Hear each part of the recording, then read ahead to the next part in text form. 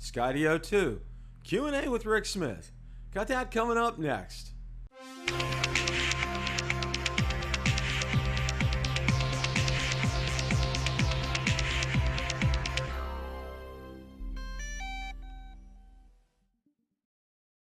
The other night on Rotor Talk Live, Marcus Crawford and I had very special guest Rick Smith on. As you know, Rick is absolutely no stranger to this channel, and we could have very easily spent 2 or 3 hours to him talking about drones that night. As it was, we did spend a considerable amount of time talking about the Skydio 2, which he was one of the very first to pre-order, and Marcus and I and Ron Braun have pre-ordered as well. So without any further ado, let's go ahead and roll that clip in its entirety. I want to thank you for joining tonight. Wow, there's just so much to talk about. I mean, there's just so much to talk about. Well, what I wanted to kind of start out with here is we'll save the Mavic Mini here for a little bit, but I want to start out with Skydio. Okay. Yep. Today, and I don't know if you saw this or not, they had their advertising for employees. They're paying them $20 an hour. One of the skill sets you need is to be able to solder. And they listed a link to be able to apply for this. So, obviously it has just created such an immense interest right now. I mean, the interest is like off the charts with Skydio too. Yep. So my thoughts are, number one, I assume you pre-ordered, right? Yeah, I got in like 8 seconds after they opened up the pre-order. So hopefully I'm pretty high on the list. We'll see. Yeah, that's what. And, one of the things that I wanted to talk about was, why this drone is causing such a stir right now. I mean, I can tell you because I created a group, Marcus created a group, Ron did too. And I mean, it's just like I'm getting, 10, 15, 20 people a day join these groups because, and it's just, what do you think is the number one appeal about the Skydio 2, right?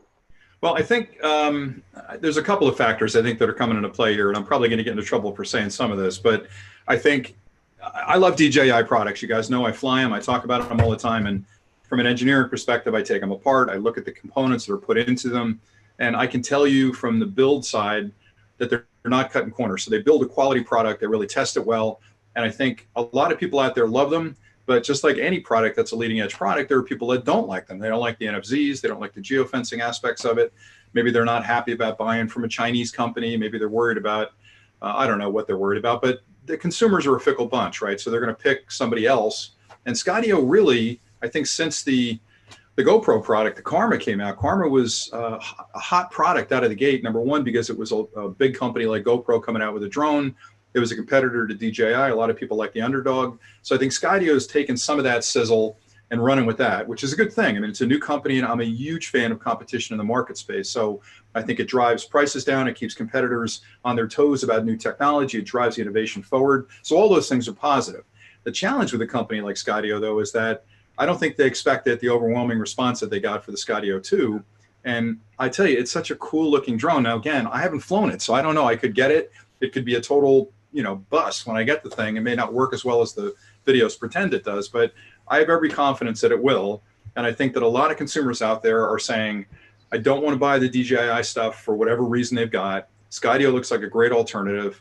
And for me, what's so interesting from a base level is that it's a product that's unlike anything on the market today. And I know I raved about it a little bit in the first clip I did, but I feel like what we're seeing, and we see this on a regular basis, is a birth of new technology in a hobby that we all love, right? So I felt like Phantom 4 to Mavic was a major change because it was the first small portable foldable drone that had a brilliant chipset inside of it. It could do amazing things. It really kind of shifted the whole industry into that portable drone space, and then everybody followed suit, right? So Autel came out with one, Parrot's got one, everybody and his brother's building a folding drone.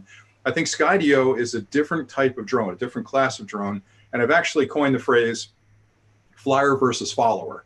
Right, I think that's a follower class drone where its whole primary purpose is to identify targets that it's going to follow and identify objects around it that it's not supposed to smack into.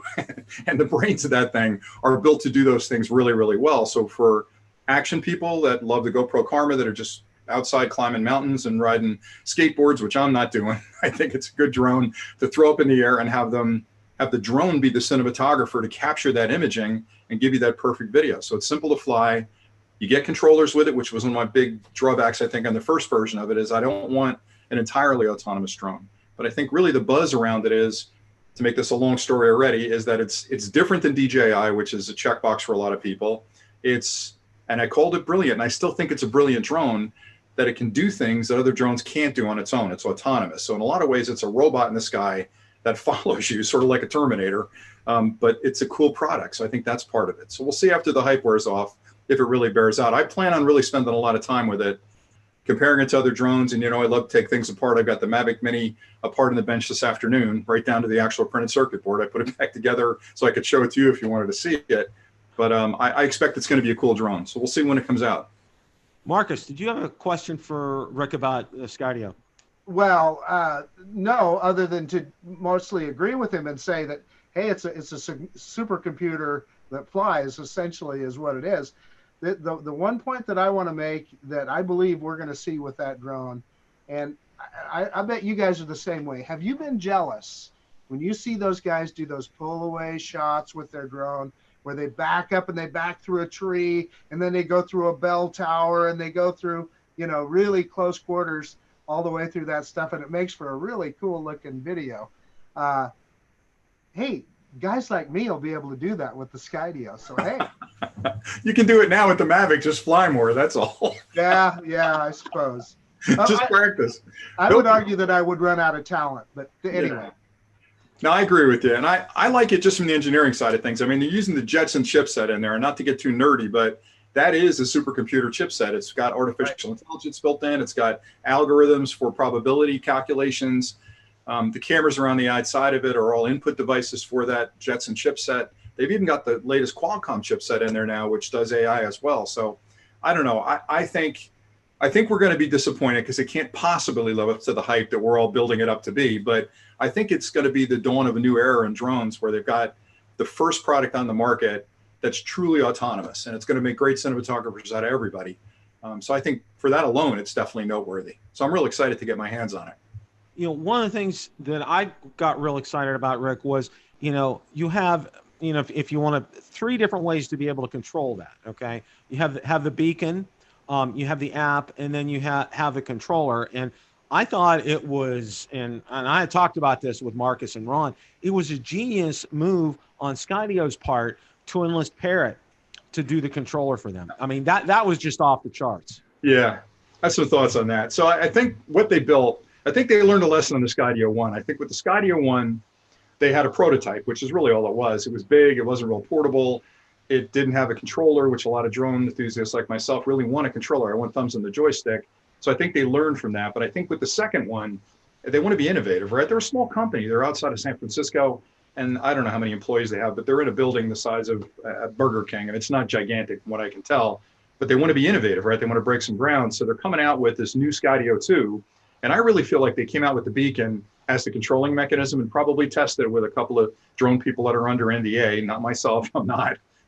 And they said, hey, it's cool, but we need a controller.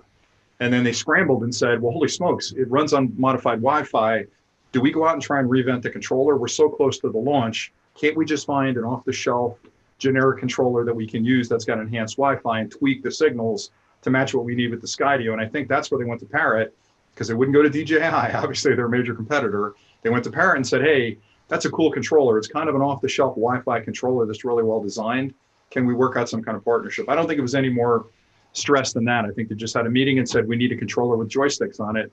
Let's go with the Parrot. That makes a lot of sense. And it makes it easy for them too, because, as you well know, in terms of cost and startup and being able to plan for things like that, I mean, there's a lot that goes into all that. So it's one of the questions that I wanted to ask you was this, because I've had this asked to me a number of times, is why didn't they make the Skydio 2 like the Mavic and have the ability to fold this up, because it's a fixed wing drone? I have my own thoughts on that, but I'd like to hear yours. Yeah, I think there's a lot of levels of engineering involved in the drone business, and people, I don't know, myself included, we get jaded after a while with how amazing these things are, and we come to expect things that are almost, Martian technology. I use that term a lot, but again, I keep going back to that Mavic Pro. And when I saw that prototype and I saw some of the leaks back 3 years ago when the Mavic Pro came out, or 4 years ago, the engineering involved with making a drone that's stable in the air, that folds out and stays folded out, with all the controls and balancing and aerodynamics of it, is a multi-year project. That's a moon launch kind of thing, where you kind of learn from your growth and other technologies, and then it all culminates in that product. So that's not something that's easy to do. I think what Skydio did first was to say, look, we can build another folding drone. Parrot did it, our Autel did it, Unique did it. They're kind of clones of what the Mavic was, to be honest with you. And I know the Parrot guys out there are going to go crazy, and I love the Parrot and I love the Autel, but they weren't anything really innovative. They were sort of 2 years later, their version of a folding drone. But the Skydio guys were going for, I think, that autonomy. They were saying, you know what, flying a drone can be complicated for the average consumer, and the action people want a drone they can just throw up and have it do these amazing cinematography tricks in the air. Let's go for that, and then we'll worry about portability later on. And from what I've seen, I haven't actually held the drone. It doesn't look that big. It looks like a little smaller than a Mavic fully extended, which I think is still portable. I think you can get it into a nice flat pack and take it with you. I wouldn't be shocked at all if the next version of it comes as a folding drone. So we'll see. I don't know if you know Ken Dono, Original Dobo. He was out in Vegas and he had a chance to hold it. And he was telling me, he said that the thing that really impressed him the most was the magnetic battery. He said it was like rock solid on there, that right. Battery's not going anywhere. Because I know a lot of people have said, oh no, here we go again, GoPro camera, batteries falling out of the sky kind of a thing. Yeah, I don't worry about that. I'm sure they've tested the engineering, and I'm a bleeding edge kind of guy anyway. When there's new tech out, I got to get my hands on it. So I'll trust them that the battery's not going to fall out and conk somebody on the head. But I'm sure there'll be aftermarket kits like there are for everything, accessories that you can put a giant rubber band on it that holds the battery in as sort of a secondary kind of a belts and suspenders type of thing. But I don't worry about that. There are a couple things that concern me about it, to be quite honest.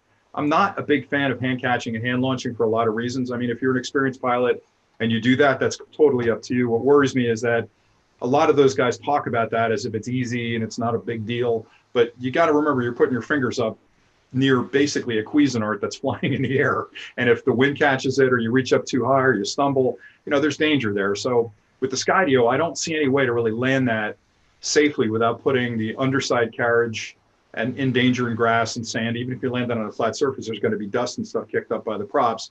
So that worries me a little bit. There are things that I have to really be careful about. I'm not going to be critical about it. I mean, I'm still, I don't know, it's like, I don't know how to put it. It's sort of like kissing a pretty girl on the beach and complaining about the sand, right? You're missing the point, dude. Right, so I get that part of it. But I think in general, I think it looks like a fantastic drone. None of us have seen it. Good on Dobo for getting his hands on it. I actually was planning a trip out to San Francisco this week. That's why I got to you so late. I was supposed to leave this morning for San Francisco, and I was going to extend that trip a day to actually go down to their factory and speak with those guys and try and get them on camera. But it just turned out I'm not going this week. So maybe next week I'll end up out there and we'll see.